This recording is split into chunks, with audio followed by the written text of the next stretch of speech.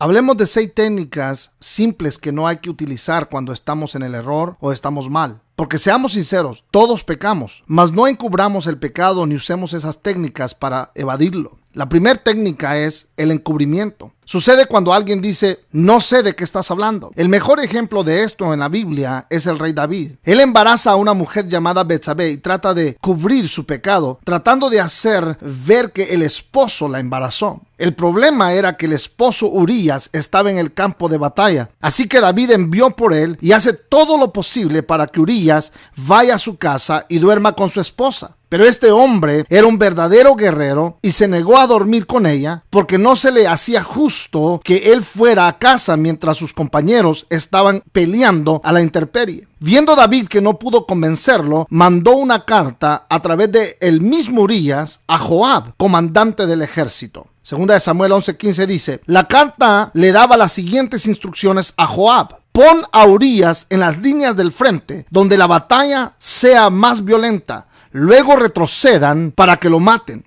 Así que David mismo hizo que asesinaran a Urías para cubrir su propio pecado. Pero si lees toda la historia, te darás cuenta que esa técnica no funcionó y tampoco funcionará en nuestras vidas. A la segunda técnica se le llama el minimizador. Esto es cuando se intenta minimizar el pecado y decimos, ni que fuera gran cosa. Puede que comparemos nuestro pecado a personas más pecadoras y concluimos que nuestro pecado no es gran cosa ante los ojos de Dios. Esto mismo hacían los religiosos en el tiempo de Jesús. Él contó una historia en Lucas 18 acerca de esto. El fariseo de pie, apartado de los demás, hizo la siguiente oración. Te agradezco, Dios, que no soy un pecador como todos los demás, pues no engaño, no peco y no cometo adulterio. Para nada soy como ese cobrador de impuestos. Con esta historia Jesús estaba diciendo, no minimices tus pecados comparándolo con otros, porque al final de cuentas la Biblia dice que todos somos pecadores. Nadie es perfecto. Y a la número 3 la llamamos el rey furioso. Es cuando dices,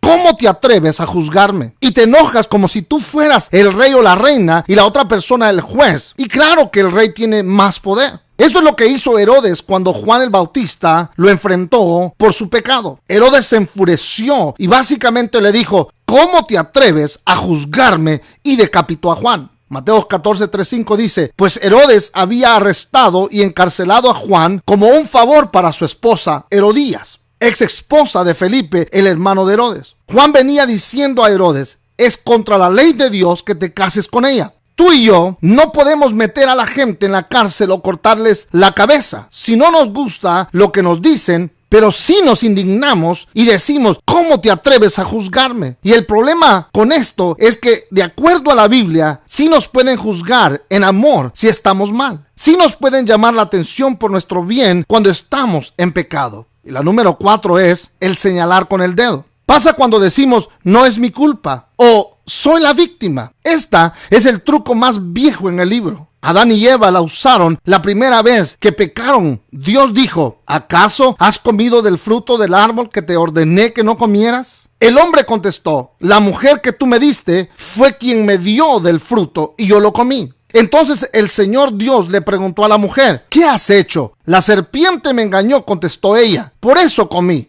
Si te fijas, uno apuntaba a la otra y la otra señalaba a otro. Y así se pasaba la culpa apuntando con el dedo. Y es que es fácil echarle la culpa a alguien más cuando estamos en el error. Esto nos lleva a la quinta técnica, el gran pero. Aquí es cuando tratamos de excusar nuestro pecado con una y mil razones. Tratamos de racionalizar, por ejemplo, el hecho de hacer trampa en los impuestos porque el gobierno tiene suficientes fondos. O copiar en un examen porque no te preparaste. No está bien pecar simplemente debido a circunstancias justificables. Y la sexta técnica es la táctica de lo siento. Usas esta táctica cuando dices, lo siento, pero porque te pescaron. Pero realmente no te sientes mal por lo que hiciste, sino por las consecuencias que ahora tienes que enfrentar. La Biblia dice lo siguiente al respecto. Pues la clase de tristeza que Dios desea que suframos nos aleja del pecado y trae como resultado salvación. No hay que lamentarse por esa clase de tristeza, pero la tristeza del mundo al cual le falta arrepentimiento resulta en muerte espiritual. Dices lo siento,